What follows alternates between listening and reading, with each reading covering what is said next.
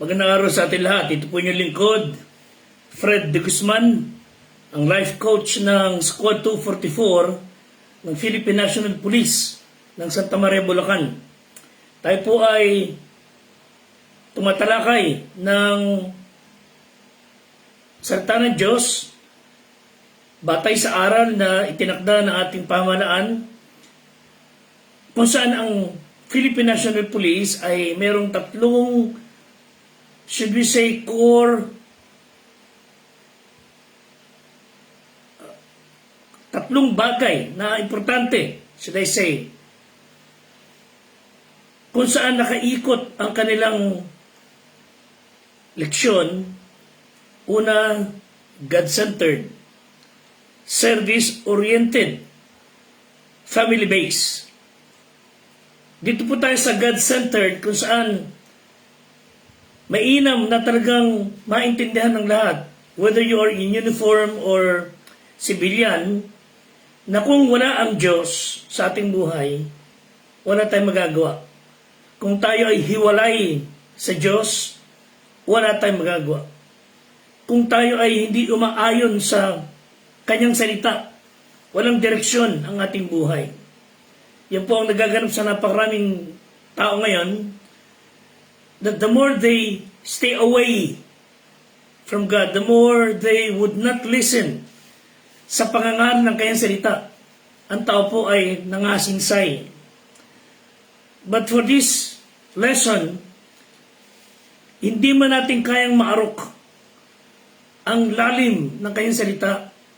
At least magkaroon man tayo idea kung ano ang pag-ibig ng Diyos at kung ano ang dapat nating gawin in return. Of course, kung paano natin maipagadama sa Kanya, maipahayag, higit sa lahat maipamumuhay ang pag-ibig natin sa Kanya. The love of God at yung ating pagiging maka-Diyos. Of course, hindi po basta lang po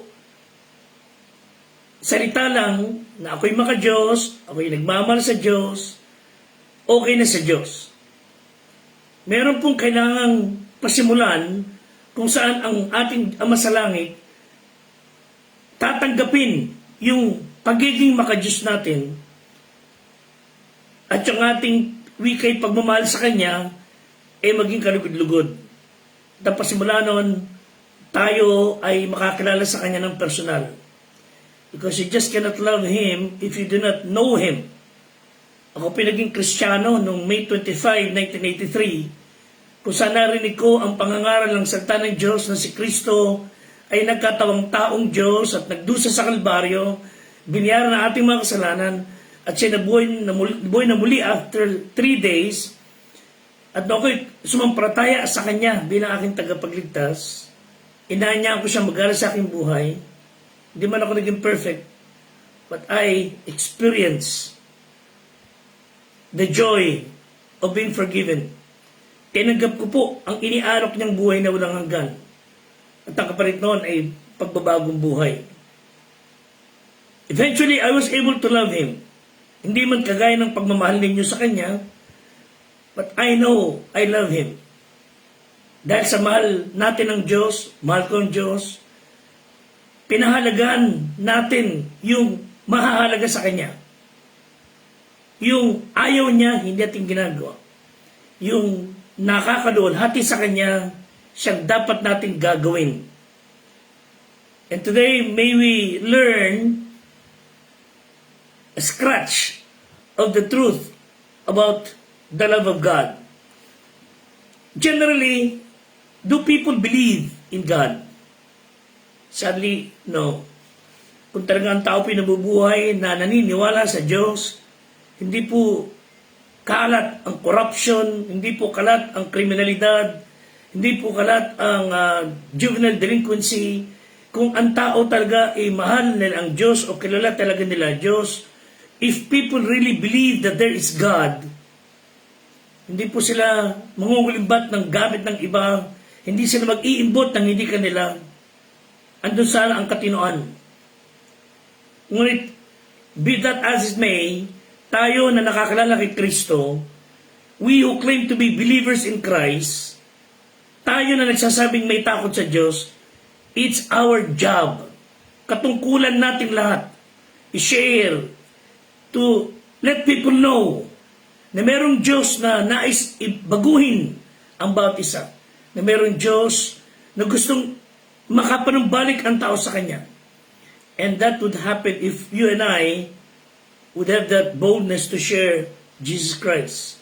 Whether you are in uniform or civilian, all of us, if we are believers in Christ, we are commanded to share the gospel, to tell others, God loves you, and He wants to change you, and He is offering eternal life, transformed lives.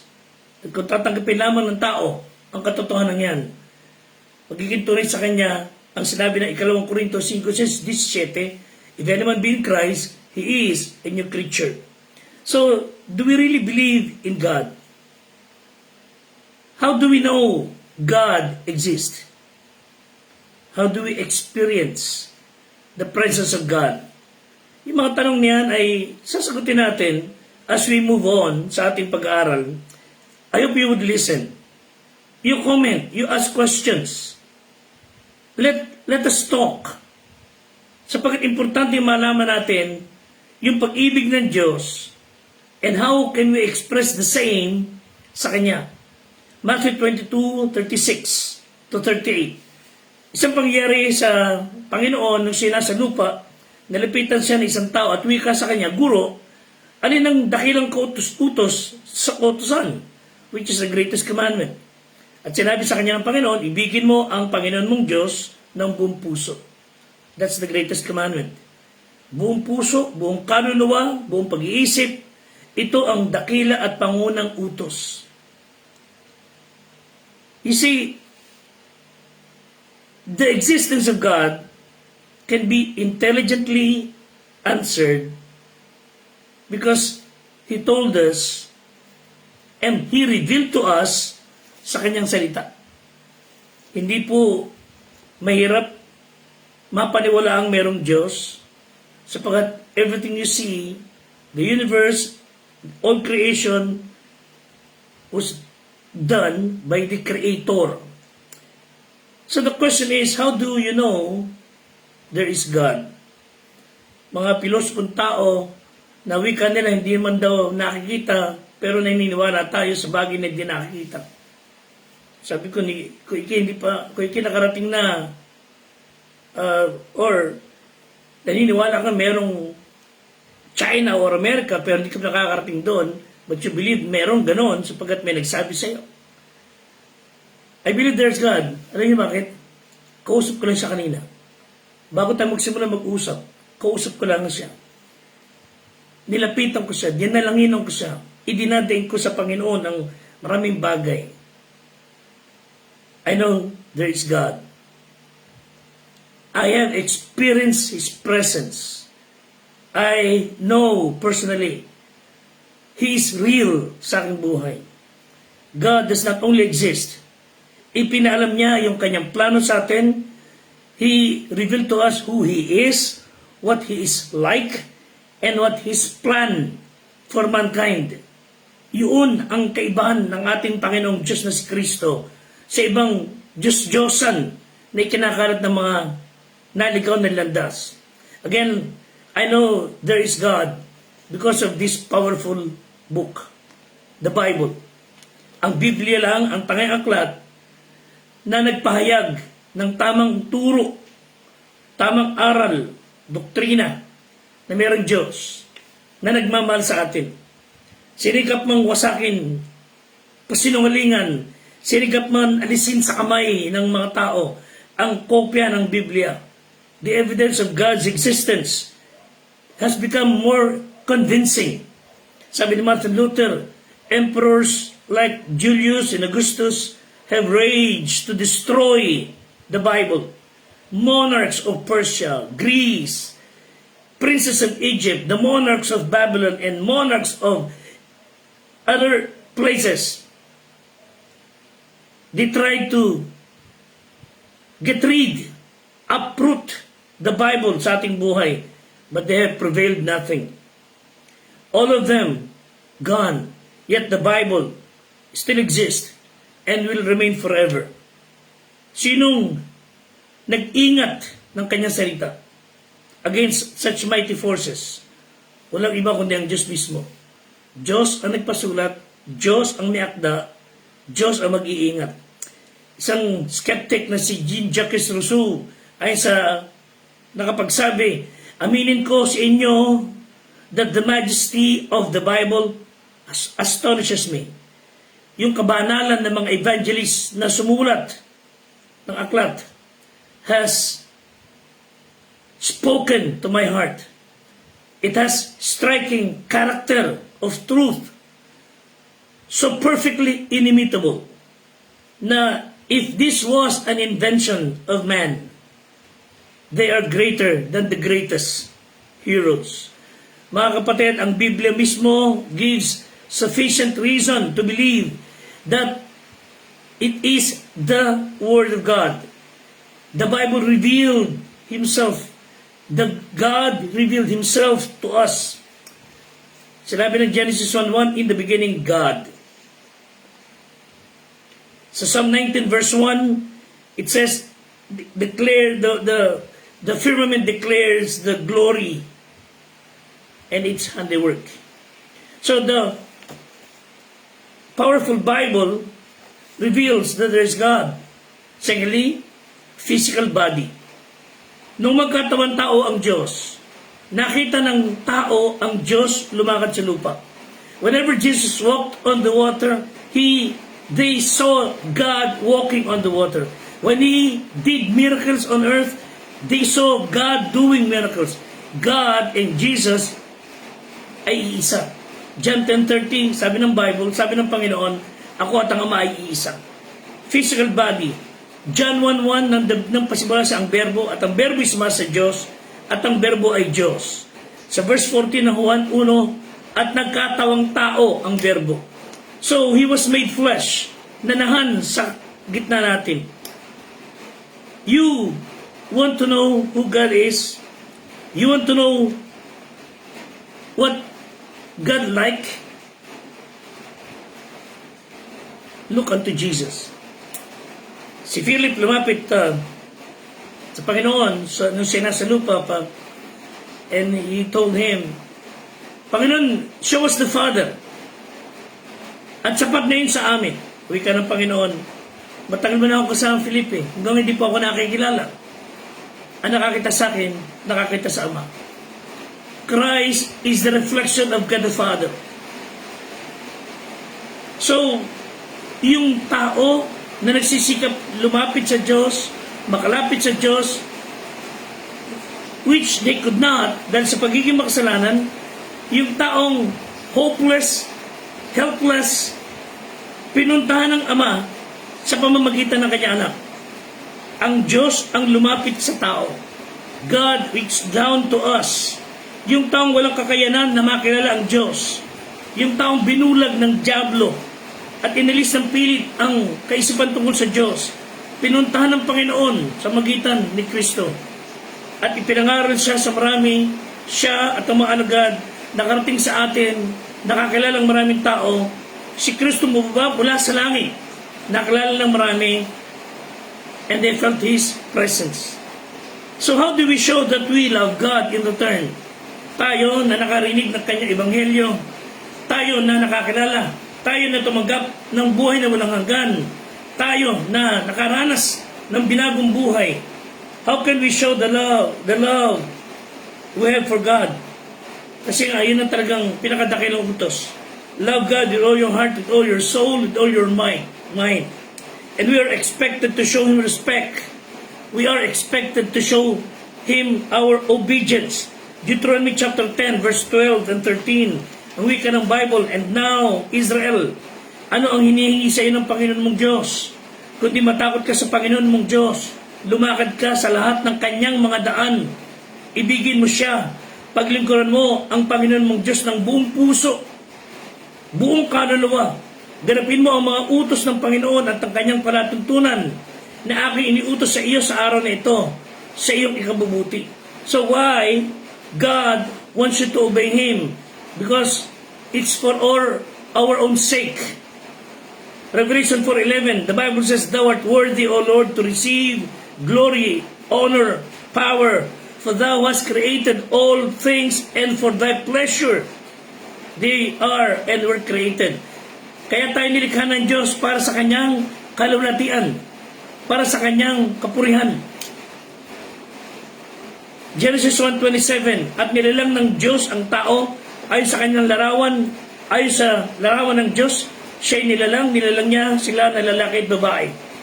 So God created us in His image to praise Him, to glorify Him sa lahat ng ating ginagawa at gagawin pa. 1 Corinthians 10:31, so whether you eat or drink, whatever you do all for the glory of God. So, let us live a life that is pleasing to God and avoid things that would displease Him. Iwasan natin yung binanggit dito sa Proverbs 16 to 19. May 6 na bagay na ipinagtatanim o kinamumuyan ng Panginoon, o 7 na mga kasuklam-suklam sa Kanya. Palalong mata, mayayabang, sinungaling na dila, kamay na nagbububo ng walang sanang dugo, puso na kumakata ng masamang akala, mga paa na matulin sa pagtakbo sa kasamaan, sinungaling na saksi na nagsasalita ng kabulaanan, ang nagasik ng pagtatalo sa gitna ng magkakapatid, and so on and so forth. So, we as human beings, at least we know what is right and what is wrong. Just do what is right. And for us to be able to do that all the time, you need the Lord Jesus Christ in your heart. Makaiiwas sa paggawa ng kriminalidad, makakaiwas sa paggawa ng kakalikuan. Hindi tayo magiging perfect as far as we are concerned sa nasa lupa tayo. But we are going unto perfection. Hanggang nasa lupa tayo, we are prone to commit sin. But by His grace and by His mercy, by God's strength, we can obey Him. So ang hamon sa atin is this. Kung merong Diyos tayo kinikilala talaga, we who believe that He watches us, we who believe He who sees every step we make, we cannot hide from Him. So we might as well please Him. Wala na rin tayong pagtataguan, wala tayong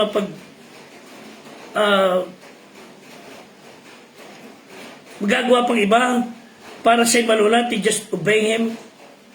We might as well do things that pleases Him. Simply says, obey His word. Sundin natin ang Kanyang salita. Ipumuhay natin ang sinasabi ng kasulatan. Kung anong nga ituturo sa atin, ipumuhay natin. Tiyakin lamang po natin na ang mga tagapagturo sa atin ay may pagkatakot talaga sa Diyos. So, obey His word. And because we know God exists, una, by creation.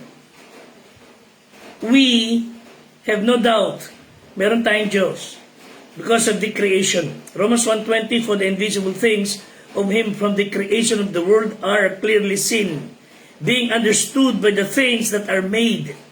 So lahat ng bagay na nakikita natin sa kalawakan, universe, creation itself was made by the Creator.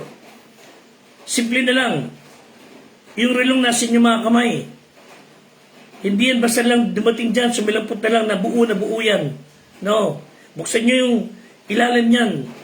You will see how intricate, how complicated yung mga piyesa-piyesa. Hindi yan nakita-kita lang kung saan-saan, galing kung saan-saan, and then all of a sudden, presto, meron ka nakagrilo. No. Kung merong watch, merong watchmaker. Kung merong relo na napaka-complicated na itsura, lalong merong creator na lumikha na lahat ng bagay. Hindi lamang creation proves that there is God. Secondly, conscience. Romans 2 verse 15, which should the work of the law written in the hearts, their conscience also bearing witness, their thoughts, the mean accusing or else excusing one another. Ang tao ay may konsensya. Yan ang kaiba natin sa hayop. Walang konsensya ang mga hayop. Ang tao ay meron. Di lang tayo aware of our existence, we are also aware of what's right and what is wrong. Hindi lamang creation proves that there is God, conscience proves that there is God, and change na nangyari sa buhay ng maraming tao. 2 Corinthians 5:17, sino mang nakikristo bagong nila lang. Wala kayo na narinig na taong binago ang buhay, nagbagong, totally transform ang buhay nung siya makainom ng beer. Wala. Katunay, napasama pa. Wala kayong tao na marinig na nung siya ay nauntog o nagbasa ng MacBook o anumang aklat o babasa ng relihiyon, napatino ang kanyang buhay. Wala po. Siya'y tumino ang buhay dahil kay Kristo, na kinilala niyang Diyos at tagapagligtas. Sinampalatayanan niya sa kanyang puso. Humingi siya ng tawad at siya'y pinatawad. Hindi magbabago ang tao outside the Lord Jesus Christ. Kailangan niya kilalanin si Kristo bilang Diyos at nagkatawan tao. Kung hindi, mapapahamak siya sa impyerno. 2 Corinthians 5:17, sino man na kay Kristo'y bago nila lang. So nababago tayo sa larawan tungo into the image of His Son. So may tunay na pagbabago ang tao kung siya ay na kay Kristo. So if you are not yet saved, if you are not sure, kung di ka pa nakatitiyak, kung saan ka pupunta kung hindi mamatay, I challenge you, trust Christ as your Savior. Humingi ka ng tawad sa Panginoon. Kilalanin mo siya bilang iyong Diyos at tagapagligtas. Let me close with this story. There was a man who tried to challenge God.